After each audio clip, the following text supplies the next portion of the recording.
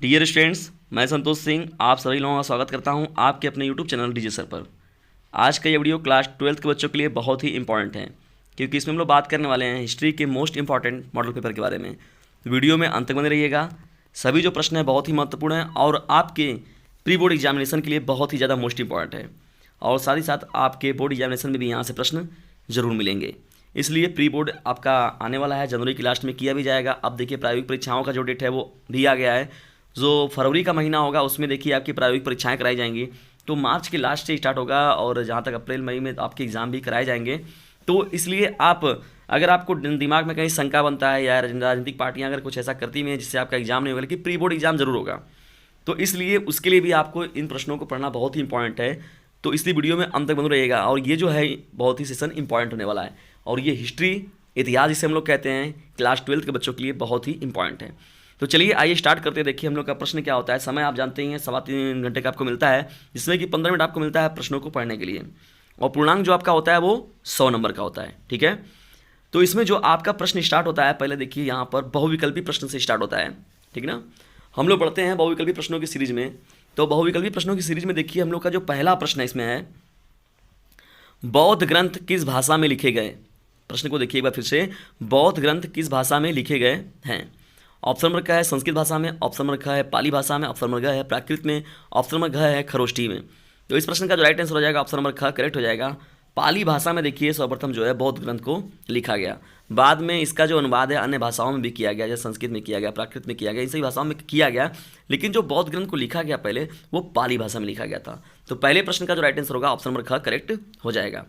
बढ़ते हैं दूसरे प्रश्न की ओर। दूसरा हम लोग का प्रश्न है, मेगास्थनीज जो द्वारा लिखित इंडिका में किस वंश का उल्लेख मिलता है। देखिए मेगास्थनीज जो थे वो भारत आए हुए थे, तो ये जो था चंद्रगुप्त मौर्य के शासनकाल में वो भारत आए हुए थे। ठीक है, और इनके द्वारा एक बुक लिखी गई थी जिसका नाम था इंडिका। तो किस वंश का इसमें उल्लेख किया गया है, तो जाहिर सी बात है जिसके शासनकाल में ये आए हुए हैं उन्हीं का इसमें लिखा गया है। तो ऑप्शन नंबर का है चोल, ऑप्शन नंबर का है परमार, ऑप्शन नंबर का है मौर्य, ऑप्शन नंबर का है वाकाटक।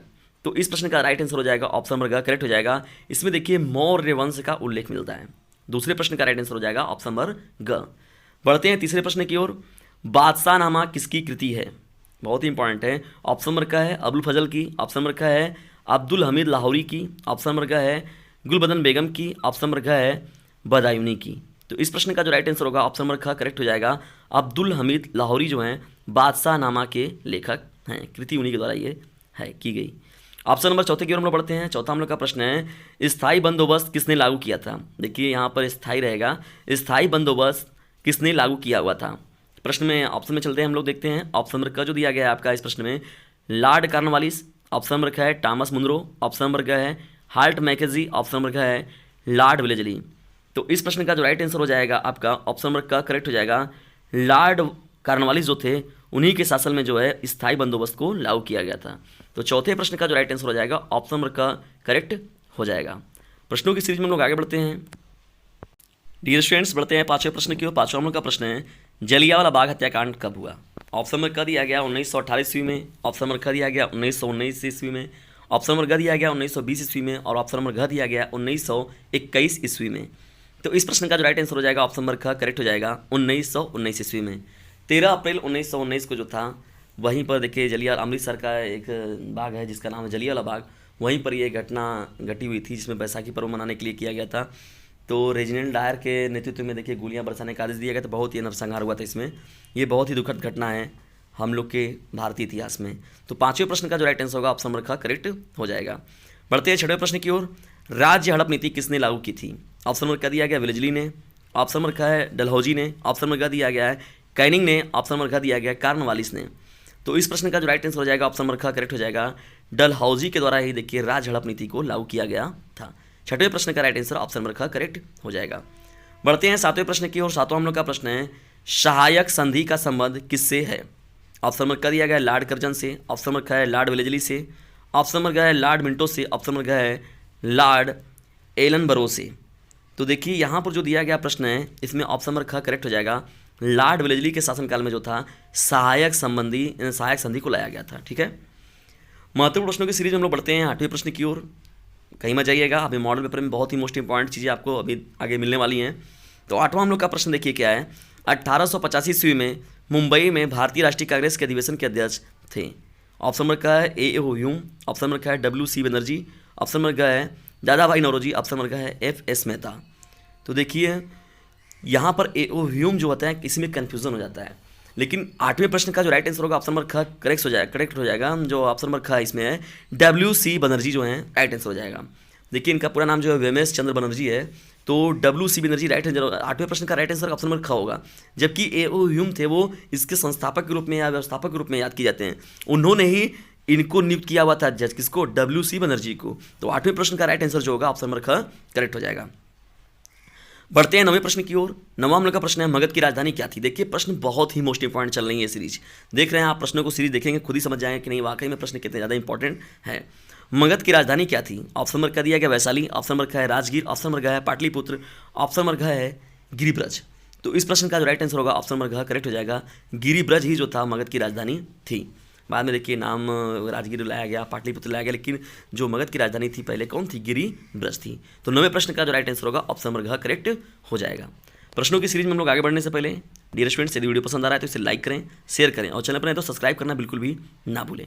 और सबसे मोस्ट इंपॉर्टेंट चीज़, जो भी आपके इकोनॉमिकल वीकर फ्रेंड्स हैं या स्टूडेंट्स हैं उन पर एक नंबर ज़रूर सेंड कर दें 950 690 285 7। उन्हें ये बता दीजिए कि ये एक फ्री प्लेटफॉर्म है, उनको पूरी की पूरी चीज़ें जो भी उनको प्रॉब्लम रहेगा, डाउट जो भी सब्जेक्ट का बोर्ड एग्जामिनेशन को लेकर मुख्य रूप से, तो उन पर ये डाउट पूरा उनका क्लियर किया जाएगा और वो भी फ्री में। केवल उनको कुछ MB खर्च करके बस वीडियो देखना है, ठीक है। और साथ ही साथ तो उनको ग्रुप में भी इजीली जोड़ दिया जाएगा बिना किसी चार्ज के। तो आप व्हाट्सएप ग्रुप भी ज्वाइन करें 950 690 285 7 नंबर को देख लीजिए 950 690 285 7, ये हमारा व्हाट्सएप ग्रुप नंबर है। इसे उन तक जरूर पहुँचाएँ और उनकी मदद करें। दूसरे की मदद करेंगे तो ईश्वर परमात्मा अल्लाह जो भी होगा तो वो आपके ऊपर भी ज़रूर मदद करेगा या आपको उसका फल कहीं ना कहीं ज़रूर मिलेगा। तो वो जो लोकल लड़के हैं, वीकर लड़के हैं, कमज़ोर लड़के हैं, जो ट्यूशन कोचिंग वगैरह में असमर्थ हैं या विद्यालयों में भी नियमित रूप से अपनी स्टडी को नहीं कर पाए, प्राइवेट विद्यार्थियों पर भी भेज सकते हैं। वे बच्चे जो कि नहीं करते हैं वो उनको बस केवल 10 से 15 सेकंड का, ये 15 मिनट का, 20 मिनट का, 22 मिनट का वीडियो देखना है और यही सभी पेपरों का मैं 4-5 पेपर करा दूंगा। उन्हीं 5 पेपरों को मिलाकर उसी में से मिक्स आपका बनाकर एक बोर्ड का एग्जामिनेशन पेपर बनेगा, देख लीजिएगा, मेरा वादा है आपसे। बढ़ते हैं 10वें प्रश्न की ओर। 10वां हम लोग का प्रश्न है ब्राह्मण धर्म में किसकी अवधारणाओं पर बल दिया गया है? ऑप्शन नंबर का है पुनर्जन्म पर, ऑप्शन नंबर का है ईश्वरवाद पर, ऑप्शन नंबर का है अनेकतावाद पर, ऑप्शन नंबर का है कर्मवाद पर। तो इस प्रश्न का राइट आंसर हो जाएगा ऑप्शन नंबर का पुनर्जन्म पर। देखिए बल दिया गया ब्राह्मण धर्म में, तो 10वें प्रश्न का राइट आंसर हो जाएगा ऑप्शन नंबर का करेक्ट हो जाएगा। डियर स्टूडेंट्स, महत्वपूर्ण प्रश्नों की सीरीज में हम लोग आगे बढ़ते हैं और जानते हैं आप सभी लोग कि बहुविकल्पी प्रश्न जैसे ही आपका समाप्त होता है तो फिर आपको जो सेशन मिलता है वो अति लघु उत्तरीय प्रश्नों का मिलता है, ठीक है। और बहुत ही मोस्ट इंपॉर्टेंट प्रश्न होते हैं। और यहाँ पर देखिए ये जो प्रश्न होते हैं 10 प्रश्न होते हैं, यहाँ पर 5 प्रश्नों को मैंने लिया हुआ है इस मॉडल पेपर में। तो देखिए 2-2 अंक के होते हैं और 20 नंबर के होते हैं। तो अति लघु में जो आपका दिया गया 10 प्रश्न 1-1 नंबर का होता है और अति लघु में जो 10 प्रश्न होता है वो 2-2 नंबर का होता है, ठीक है। 25 से 30 शब्दों में इसको लिखना होता है। तो 11वें प्रश्न की ओर हम लोग बढ़ते हैं, देखते हैं क्या कौन सा प्रश्न है। 11वां हम लोग का प्रश्न दिया गया जो इसमें है सिंधु सभ्यता के 2 बंदरगाहों के नाम बताइए। बहुत ही मोस्ट इंपॉर्टेंट प्रश्नों में एक है, सिंधु सभ्यता के 2 बंदरगाहों के नाम बताइए। तो बात हो रही है इसमें सिंधु सभ्यता के 2 बंदरगाह। तो प्रमुख बंदरगाहों में अगर बात करें हम लोग तो देखिए लोथल हो गया, रंगपुर हो गया, सूरकोटदा हो गया, प्रभास पाटन हो गया। तो ये जो हैं मुख्य रूप से जो है बंदरगाह हो जाएंगे सिंधु सभ्यता के। कौन कौन? लोथल, रंगपुर, सूरकोटदा, प्रभास पाटन, ये जो हैं प्रमुख बंदरगाह हैं। जिसमें लोथल देखिए एक प्रमुख बंदरगाहों में से एक है। सबसे मोस्ट इंपॉर्टेंट अगर कोई बंदरगाह है सिंधु सभ्यता का तो वो लोथल ही है, ठीक है। जो पश्चिमी एशिया से व्यापार का जो था प्रमुख स्थल माना जाता था, कौन? लोथल। बढ़ते हैं 12वें प्रश्न की ओर। देखिए तो 12वां प्रश्न जो दिया गया है किन प्रतीकों के द्वारा महात्मा बुद्ध को दर्शाया गया है? तो देखिए यहाँ पर परिनिर्वाण जो कुछ बातें की गई है, यहाँ पर मृत्यु का अलग अलग कई प्रकार के अलग अलग प्रतीक हैं और मैंने बाकायदे महात्मा बुद्ध पर अलग से वीडियो बना रखा है। आप जाइए इतिहास के प्लेलिस्ट में, वहाँ से पूरा महात्मा बुद्ध का पूरा डिस्कशन देख लीजिए और पूरा आपको वहाँ से देखिएगा प्रश्न जरूर मिलेंगे आपको, लघु में, अति लघु में, सभी जगहों पर, ठीक है। 13वें प्रश्न की हम लोग बढ़ रहे हैं। 13वां हम लोग का प्रश्न है उद्देश्य प्रस्ताव किसके द्वारा प्रस्तुत किया गया था? तो देखिए ये जो उद्देश्य प्रस्ताव, जो उद्देशिका जो जोड़ा गया है ना, आपके संविधान में वो जवाहरलाल नेहरू जी के द्वारा जोड़ा गया है, जो कि हमारे देश के पहले प्रधानमंत्री थे। तो उद्देश्य प्रस्ताव के बारे में अगर हम लोग बात करें तो 13 दिसंबर 1946 को देखिए जवाहरलाल नेहरू ने संविधान सभा के सामने उद्देश्य प्रस्ताव को पेश किया था। ठीक है, बहुत ही यह महत्वपूर्ण प्रश्नों में से आपका एक है। बढ़ते हैं महत्वपूर्ण प्रश्नों की सीरीज में 14वें प्रश्न की ओर। मॉडल का हम लोग का जो ये मॉडल पेपर का 14वां जो हम लोग का प्रश्न है, अशोक के धम्म के बारे में संक्षिप्त जानकारी दीजिए। One of the most important सवाल। मैंने यहाँ पर अति लघु में इस प्रश्न को शामिल कर लिया, लेकिन जबकि ये प्रश्न जो आपका है लघु उत्तरी में रहना चाहिए। तो चलिए, तैयारी हो रही है आपकी, तैयारी से ही मतलब है। तो हम लोग क्या होगा, अशोक के धम्म को विस्तृत में भी पूछ सकता है, तो विस्तृत में अगर पूछे तो आपको पूरा बड़े पैमाने पर लिख देना है। अगर अति लघु में पूछे तो आपको उसी प्रकार से लिखना भी है इसमें। तो देखिए, अशोक का धम्म या किसे कहते हैं हम लोग। धम्म का मतलब हो गया धर्म, यानी अशोक का क्या धर्म था, ये बात करना है हम लोग को इसमें कि अशोक के धर्म क्या है, या अशोक ने कौन सा धर्म बनाया था मानव जीवन के लिए, जातियों के लिए, तो उस पर हम लोग बात करेंगे। धर्म का मतलब वही उनका है। धर्म का अर्थ सीधा सीधा समझिए धर्म से है। तो उनका मानना ये था प्राणियों का वध न करना, किसी भी प्रकार की जीव हिंसा न करना, माता पिता तथा बड़ों की आज्ञा मानना, गुरुजनों के प्रति आदर, मित्र हो गया, परिचित हो गए, संबंधी हो गए, ब्राह्मण तथा श्रमणों के प्रति दानशीलता रखना। ठीक है, तथा उनके प्रति उचित व्यवहार दिखाना, और दास तथा भृत्यों के प्रति उचित व्यवहार करना। जैसे कोई हमारा दास है, हमारा नौकर है, तो उसके प्रति हम लोग अपना गलत रवैया दिखाते हैं, व्यवहार दिखाते हैं, वैसा हमें नहीं करना चाहिए। तो ये अशोक के धर्म की कुछ महत्वपूर्ण बातें थीं, जो अति लघु में आपके इतना लिखते हैं तो वह भी आपके लिए पर्याप्त है। बल्कि इतना अगर आप लघु उत्तरी में लिखते हैं तो वो भी आपके लिए भी पर्याप्त रहेगा। अब बढ़ते हैं हम लोग मोस्ट इंपॉर्टेंट प्रश्नों की सीरीज को लेकर 15वें प्रश्न की ओर। 15वां हम लोग को देखिए प्रश्न क्या है, अलवार और नैनार संत कौन थे, वे किन भाषाओं में गाया करते थे। तो देखिए, ये बहुत महत्वपूर्ण प्रश्न है और कई बार पूछा हुआ ये प्रश्न है। ठीक है, तो आइए हम लोग देखते हैं अब कि ये जो अलवार और नैनार संत थे कौन। देखिए, बात हो रही है इसमें हिंदू धर्म की। ठीक है ना, हिंदू धर्म में अगर बात किया जाए, नैनार जो थे भगवान शिव के भक्त संत थे। ठीक है, अलवार जो थे वो कौन, नैनार कौन थे, नैनार जो थे वो शिव के भक्त थे। ठीक है, इनका जो उद्भव अगर देखा जाए, इनका जो प्रकट हुए हैं ये लोग मध्यकाल में, मुख्यतः ये इनका हुआ है दक्षिण भारत के तमिलनाडु में हुआ था। ये जो नैनार संत थे, इनका जो कहाँ पर से ओरिजिन देखा गया है, तो दक्षिण भारत का जो तमिलनाडु राज्य है वहाँ से इनका ओरिजिन देखा गया है। ठीक, कुल 63 नैनारों ने शैव सिद्धांतों के प्रसार में महत्वपूर्ण भूमिका निभाई थी। याद रखिएगा, कितने लोगों ने, 63 नैनारों ने। जबकि अगर हम लोग बात करें अलवार के बारे में, तो चलिए, अलवार जो थे देखिए मुख्य रूप से जो थे वो भगवान विष्णु के उपासक के रूप में थे। ठीक है, और ये लोग करते क्या थे, जो अलवार और नैनार संत थे, ये लोग मुख्य रूप से अगर बात करें हम लोग ना, तो वह एक स्थान से दूसरे स्थान पर भ्रमण करते हुए अपने इष्ट की स्तुति में भजन गाते थे। ठीक है, याद रखिएगा कि अपने इष्ट को याद करते थे ये अलवार और नैनार। नैनार जो विष्णु जी के, शिव जी के, और अलवार किसके, विष्णु जी के। तो ये लोग करते थे, घूमते थे, घूम घूम कर क्या करते थे, एक स्थान दूसरे स्थान भ्रमण करते थे और भगवान की स्तुति में लगे रहते थे, भजन गाते थे। ठीक है, और उनकी गायन की जो थी ये मुख्य रूप से ये किस भाषा का प्रयोग करते थे, तो भाषा जो तमिल थी इनकी। ठीक है, इनका देखिए उद्गम स्थल भी बताया गया तमिलनाडु है, तो जाहिर सी बात है कि तमिल भाषा में ही इनका पूरा काम होता था। वे किन भाषाओं में गाया करते थे, तो तमिल भाषा हो जाएगी। ठीक है, तो ये आपके अति लघु उत्तरी प्रश्न हो गए। 5 इसमें प्रश्न और रहने चाहिए थे, क्योंकि मैंने यहाँ पर उसमें गलत इंटरप्रिटेशन हो गया है, जो 2-2 नंबर का अति लघु का हो गया है बहुविकल्पी का, तो गड़बड़ है उसमें। 5 प्रश्न इसमें और शामिल रहेंगे आपके अति लघु में। चलिए, कोई बात नहीं इस सेशन को, लेकिन ये सेशन बहुत इंपॉर्टेंट है, प्री बोर्ड एग्जामिनेशन की सेशन के रूप में इसको समझिए, बहुत इंपॉर्टेंट है। अब बढ़ते हैं हम लोग लघु उत्तरी प्रश्न की ओर, इसे प्री बोर्ड परीक्षा के रूप में समझिए, लेकिन प्रश्न यहाँ पर से प्रश्न आपको बोर्ड एग्जामिनेशन में मिलेंगे। लघु उत्तरी प्रश्न देखिए है 30 अंकों के। तो 16वां जो प्रश्न है इसमें देखिए लघु उत्तरी में है आपका, महाजनपदों के विशिष्ट अभिलक्षणों का वर्णन कीजिए। महाजनपद में क्या क्या चीज़ें मिल रही थी उसके बारे में देखिए हमें इसमें बताना है, बात करनी है इसमें। 17वां जो आपका प्रश्न हो जाएगा, बौद्ध धर्म के विघटन के कारण बताइए। देखिए, बौद्ध धर्म जो था अपने आप में ये तो एक विकराल बड़ा धर्म के रूप में ये भी धीरे धीरे उभरा, लेकिन बहुत बड़े पैमाने पर ये नहीं फैल पाया जितने अदर धर्मों के बातें हैं। तो बल्कि देखिए, यहाँ ज़्यादा अनुयायी आपको अदर कंट्री में मिल जाएंगे बौद्ध धर्म के, हम लोग के इन कंपेरिजन टू इंडिया के। तो देखिए, बौद्ध धर्म के विघटन के बारे में या पतन के कारण जो मुख्य रूप से कौन कौन है, तो आइए कुछ जान लेते हैं। तो देखिए, इसमें मुख्य रूप से बात किया जाए तो बौद्ध संघों में भ्रष्टाचार आ गया। देखिए, कोई भी धर्म के पतन का कारण देखिए भ्रष्टाचार ही कहीं ना कहीं से आता है। ठीक है, तांत्रिक प्रथाओं की उत्पत्ति हो गई, संप्रदायों में देखिए विभाजन हो गया, बौद्ध धर्म में भी देखिए हीन यान महायान बटा था ना, तो वहाँ पर देखिए जो संप्रदाय में विभाजन हो गया तो ये भी कहीं ना कहीं कारण बना। हिंदू धर्म का उत्थान हो गया देखिए इसमें, और ब्राह्मण धर्म की स्थापना हो गई, इसमें अलग से आ गया एक धर्म जो कि कहीं ना कहीं से बौद्ध धर्म के विघटन का कारण बना। बौद्ध धर्म के सिद्धांतों में परिवर्तन भी कर दिया गया जो कि कहीं ना कहीं से बौद्ध धर्म के विघटन का कारण बना। राजपूतों का धीरे धीरे अभ्युदय हुआ, ठीक है। विदेशियों का आक्रमण सबसे मोस्ट इंपॉर्टेंट है, one of the most important क्या है, विदेशियों का आक्रमण। तो विदेशियों ने जो नियमित रूप से आक्रमण किए वह भी कहीं ना कहीं से बौद्ध धर्म के विघटन के कारणों में से प्रमुख थे। तो इतना ये जो आपके हो जाएंगे प्रमुख कारणों में से एक है। 18वां आपका प्रश्न है, विजयनगर की आर्थिक दशा का संक्षिप्त विवरण दीजिए। बहुत ही ज़्यादा ये मेरे नज़र में बहुत ही महत्वपूर्ण प्रश्न है ये, प्रश्न संख्या 18। 19वां देखिए आपका प्रश्न है, सूफीवाद के मूलभूत सिद्धांतों का वर्णन कीजिए। तो देखिए सूफीवाद के मूलभूत सिद्धांतों में अगर बात करें हम लोग तो सूफियों ने स्वतंत्र विचारों एवं उचार उच्च सोच को इन्होंने प्राथमिकता दी थी, ठीक है। वे पूजन, कठोरता और कट्टरता के विरुद्ध थे।